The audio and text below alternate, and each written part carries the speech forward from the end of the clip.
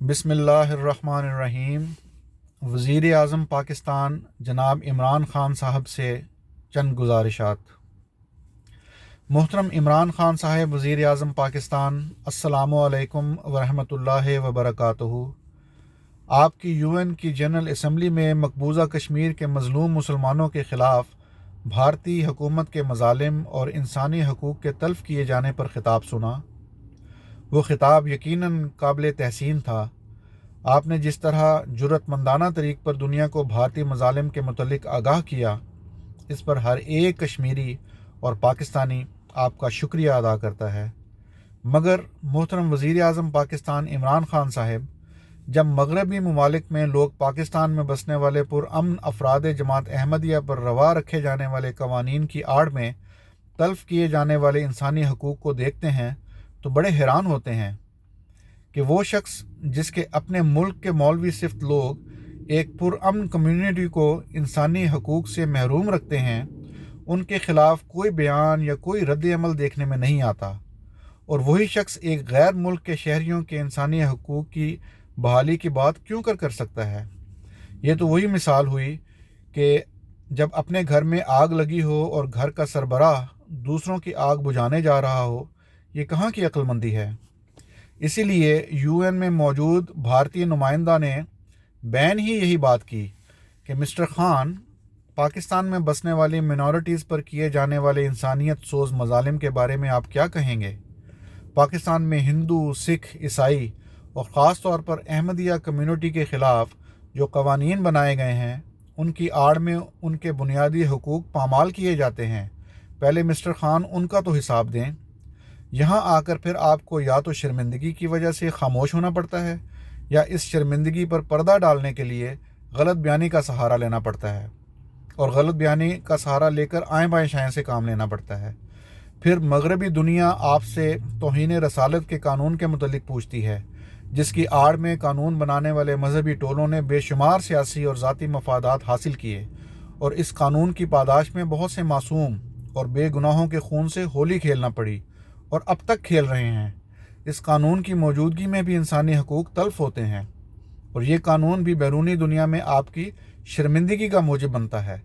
पाकिस्तान तो बनाया ही इसीलिए गया था कि इस रियासत में कोई भी ऐसा कानून नहीं बनाया जाएगा जो कुरान और सुन्नत के ख़िलाफ़ हो। कुरान करीम की किसी एक भी आयत से तौहीन रसालत की इंसानी सज़ा साबित नहीं होती। हज़रत सल्लल्लाहु अलैहि वसल्लम की सुन्नत मुताहरा से एक भी ऐसा वाक़या नहीं मिलता कि किसी मुखालिफ शख्स ने आपकी गुस्ताखी की हो और आप सल्लल्लाहु अलैहि वसल्लम ने उसका सर तन से जुदा करने का हुक्म फरमाया हो। मक्का के 13 साल गवाह हैं कि कुफ़ार मक्का दिन रात आप सल्लल्लाहु अलैहि वसल्लम की गुस्ताखियाँ किया करते थे। रईसुल मुनाफिकीन अब्दुल्ला बिन उबई बिन सलूल की गुस्ताखी तो इस कदर संगीन थी कि खुदा ताला को कुरान करीम में उसका जिक्र करना पड़ा। मगर जब वो मरा तो हज़रत सल्लल्लाहु अलैहि वसल्लम ने उसकी नमाज जनाजा खुद पढ़ाई और अपनी चादर मुबारक उसके कफन के लिए इनायत फरमाई। ये हैं हमारे आका व पेशवा सैयदुल अंबिया हज़रत अक़दस मोहम्मद मुस्तफ़ा सल्लल्लाहु अलैहि वसल्लम की पाक सुन्नत। इसीलिए ज़मीन व आसमान के खुदा ने आपको रहमतुल लिल आलमीन का लक़ब अता फरमाया। फिर पाकिस्तान के मौलवी किस कुरान और सुन्नत की पैरवी करते हैं। जनाब वज़ीर आज़म साहब, मैं आपको यकीन से कहता हूँ कि ये ना कुरान की पैरवी करते हैं न सुन्नत की, बल्कि पैरवी करते हैं तो अपने नफ्सों की। और जुल्म ये है कि अपने नफ्सों की पैरवी को कुरान और सुन्नत की तरफ ज़बरदस्ती मंसूब करते हैं, और कोई उन्हें पूछने वाला नहीं। इसलिए कि अगर कोई शख्स उनसे पूछे कि मौलवी साहब, ये बात कुरान और सुन्नत में कहाँ पाई जाती है, तो आगे से उन्हें शदीद नताइज की धमकियाँ मिलती हैं कि तुमने हमारे मौलवी के आगे ज़बान दराज की है। ये गुस्ताखी तो किसी कीमत पर हम बर्दाश्त नहीं करेंगे। जिस मुल्क में ऐसा मुआशरा होगा वहाँ अमन व अमान का फुकदान एक तबी चीज़ है, और मुल्लायत ने जिस कदर उस मुल्क को नुकसान पहुँचाया है, इतना किसी और चीज़ ने नहीं पहुँचाया। आज जितनी भी करप्शन पाई जाती है वो सब मुल्लायत की वजह से है। अल्लाह ताला तो कुरान करीम में फरमाता है कि तुम में एक जमात ऐसी होनी चाहिए जो नेकी की बातों की तलकीन करे और बुराइयों से रोके।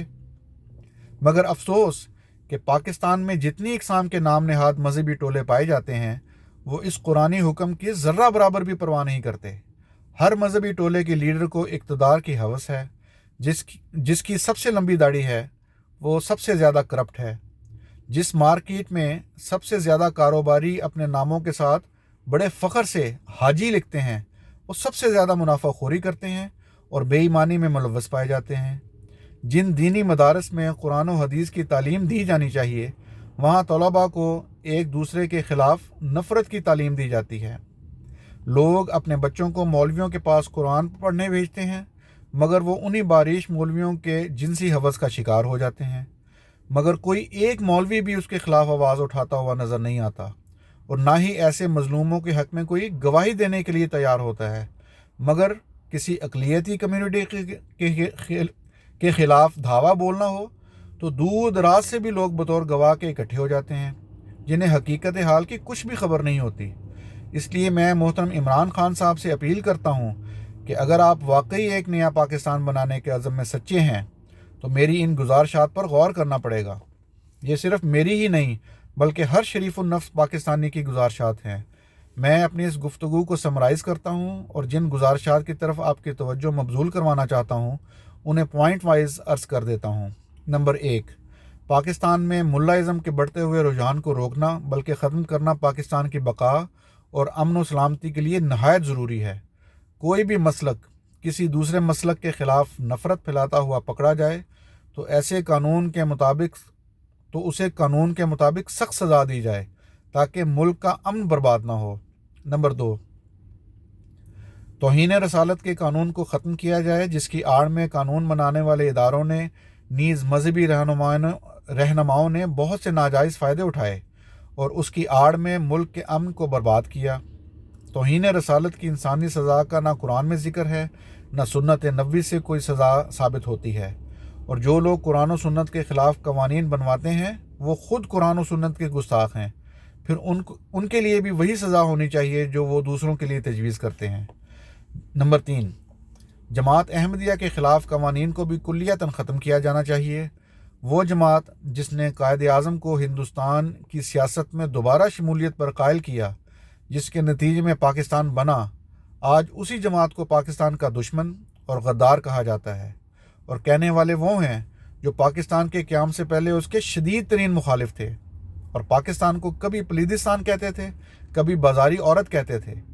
آج وہ ٹولہ محب وطن کہلاتا ہے، اور جس جماعت احمدیہ کے افراد نے قیام پاکستان کے لیے جد و جہد کی اور دعائیں کیں اور جنگوں میں کارہائے نمایاں انجام دیے اور شہید ہوئے، ان کے خلاف مولوی دکانوں کے باہر یہ اشتہارات لگواتے ہیں کہ قادیانیوں سے خرید و فروخت کرنے والا پاکستان اور اسلام دونوں کا غدار ہے۔ ہم عیسائیوں، ہندوؤں وغیرہ سے تو کاروبار کر سکتے ہیں مگر کسی قادیانی سے نہیں۔ گویا بقول شاعر، خرد کا نام جنوں پڑ گیا، جنوں کا خرد، جو چاہے آپ کا حسن کرشمہ ساز کرے۔ خان صاحب، جب تک نفرت پھیلانے والے اس ٹولے کی بیخ کنی نہ کی گئی تب تک نئے پاکستان کا خواب کبھی شرمندہ تعبیر نہیں ہو سکے گا۔ اللہ کرے کہ آپ قائد اعظم کا پاکستان بنانے میں کامیاب ہوں، جس میں مذہب کو سیاست میں کبھی بھی استعمال نہیں کیا گیا تھا، جس ریاست میں ہر کوئی اپنی مرضی کے مطابق اپنے مذاہب اور مسالک کی پریکٹس کرنے میں آزاد تھا، کیونکہ وہ اس ریاست کا شہری تھا جس میں ہر مذہب کے ماننے والے رہتے تھے۔ اللہ کرے کہ آپ قائد اعظم کا پاکستان بنانے میں کامیاب ہوں۔ اسی دعا کے ساتھ میں اپنی گزارشات ختم کرتا ہوں۔ وآخر دعوانا ان الحمد للہ رب العالمین، والسلام علی من اتبع الہدی۔